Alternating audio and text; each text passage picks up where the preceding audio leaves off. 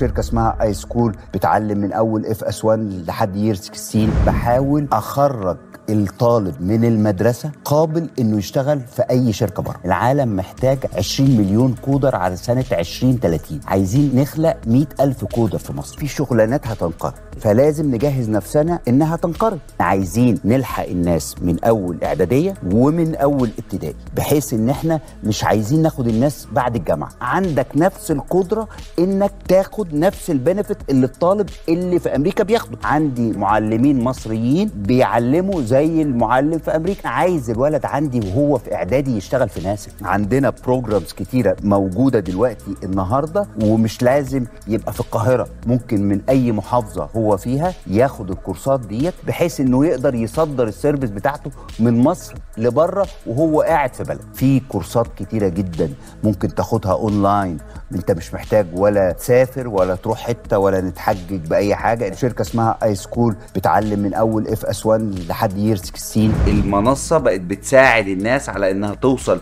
للي هي عايزاه في اسرع وقت. اي سكول هتساعد الناس ان هي تطور نفسها كل يوم وكل ساعه. احسن منصه في الحته دي.